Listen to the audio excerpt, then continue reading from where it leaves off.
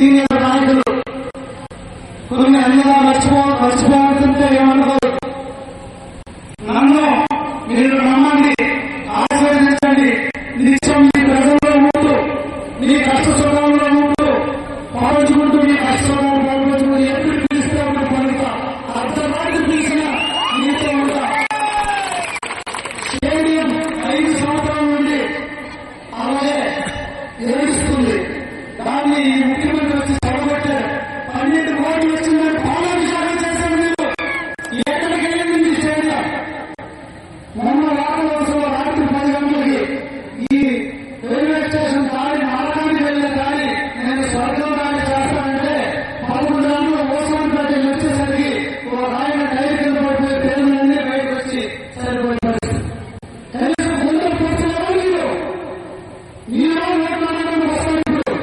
మీలో నన్ను నేను మళ్ళీ నరక నా బయట మీద ఏం చేశారని మీరు మళ్ళీ ఓట్లు అడుగుతారు. ఏ ఒప్పంది మీకు? మీరు ఇక చాలు. మీరు ఇంటికి వెళ్ళచ్చు. త్వరలోనే మీకు ప్రజలు బుద్ధి చెప్తారని కూడా వైసీపీ నాయకుడికి నేను తెలియజేస్తున్నా. సాగునీరు చివరి కాలంలో నీరు ఇవ్వలేదు. ఏమంటే వర్షాల పరిస్థితి అందులో నీళ్ళు నేను వెళ్ళి చూపించాను. అటు నీరు కట్టిస్తే ఎస్ఐ పొక్కడం అవదు. ఎలక్షన్ కోడ్ ఇచ్చిన కూడా గవర్నమెంట్ ఎస్ఐ ఉంటే నేను వెళ్ళి ఆర్మించి ఇచ్చేస్తే మా కేసు పెట్టారు. బీజేపీ, జనసేన, తెలుగుదేశం నియోజకవర్గ సమన్వయ కమిటీ చేస్తే నేను కేసు కట్టిన పోలీసులు వచ్చి నాకు నోటీస్ ఇచ్చారు. ఈయన మంత్రి గారు కర్మం పక్కన పొలాలు మీటింగ్లు పెడతాడు, అన్ని మీటింగ్లు పెట్టుకుంటాడు, ఇష్టారాజ్యంగా చేస్తాడు, అధికార దుర్వినియోగంలో పాల్పడుతున్నాడు. దీనిపైన నేను ఎలక్షన్ కమిషన్ కూడా ఫిర్యాదు ఇస్తాను. ఇక్కడ నుండి మీరు ఎలక్షన్ లో పోటీ కావాలనుకుంటే దమ్ము ధైర్యం ఉంది, ప్రజల్లో వెళ్ళండి, ప్రజలు కావాలండి. కేసులు పెట్టి తప్పుడు ప్రచారం చేసి మీడియాను మార్పిడి చేసి ఏదో దొంగ వేసిన ముద్రయ్యాలంటే మీ పాపం దిగి రావాలా?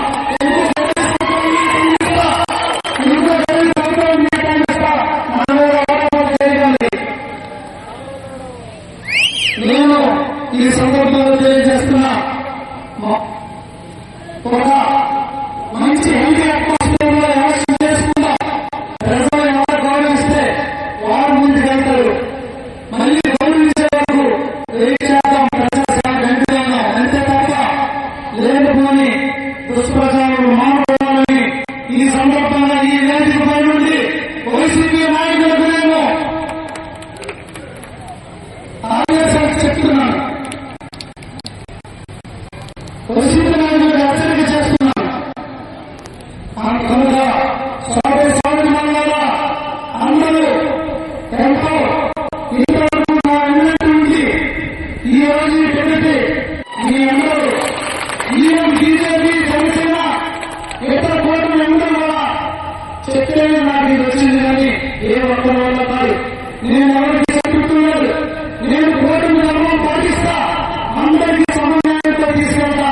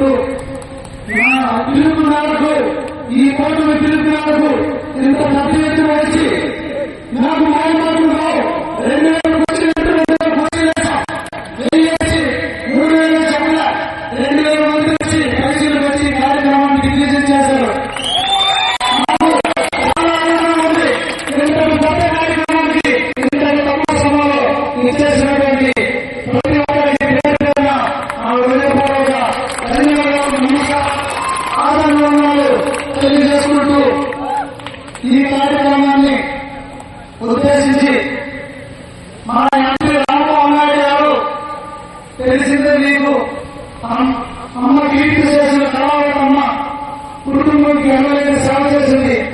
మన నియోజకవర్గానికి మంచి నాయకుడు నాయుడు గారిని నాయుడు గారిని రామ్మోహన్ నాయుడు గారిని ఇచ్చింది చంద్ర ప్రసాద్ గారిని.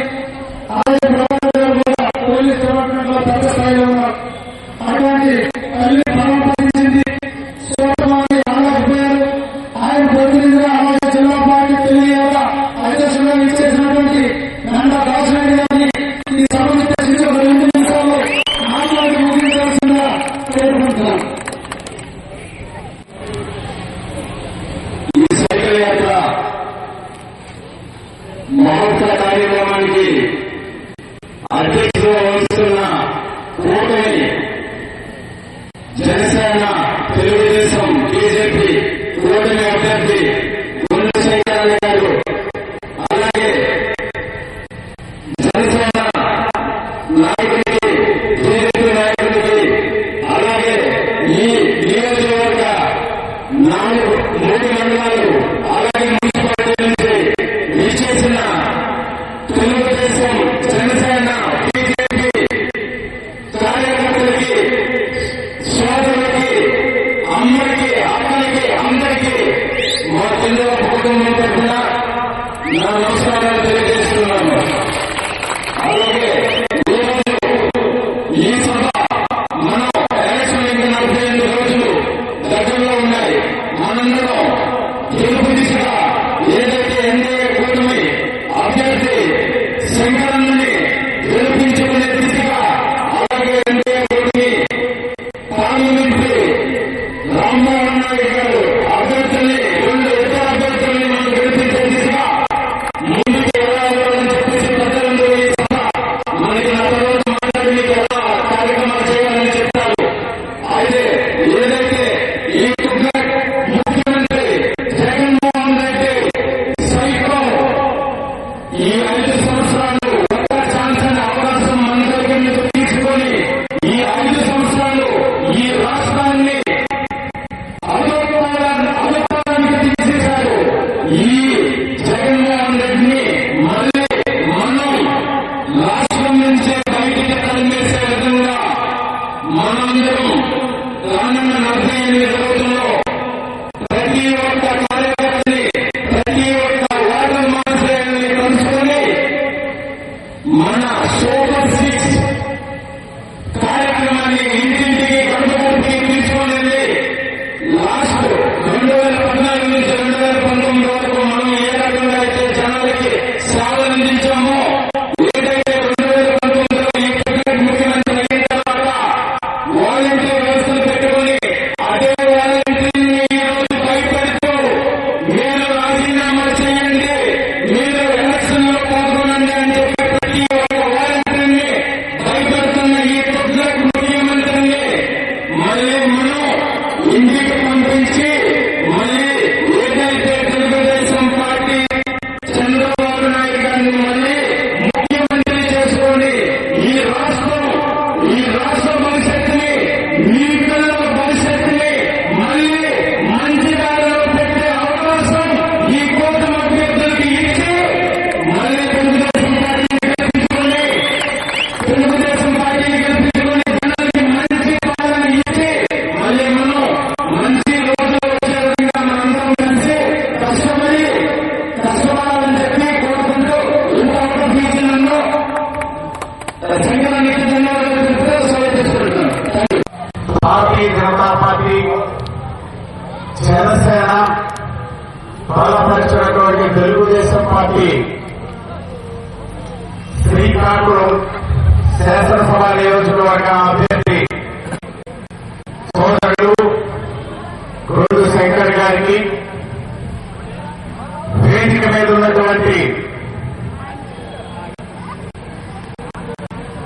ఎన్డీఏ పార్టీల వివిధ స్థాయిల్లో ఉన్నటువంటి సోదర సోదరీమణులందరికీ, మరి ముఖ్యంగా వేదిక ఉన్నటువంటి శ్రీకాకుళం నియోజకవర్గ నలుమూలల నుండి చేసినటువంటి సోదర సోదరీమణులందరికీ కూడా భారతీయ జనతా పార్టీ తరఫున నమస్కారాలు తెలియజేసుకుంటున్నాం.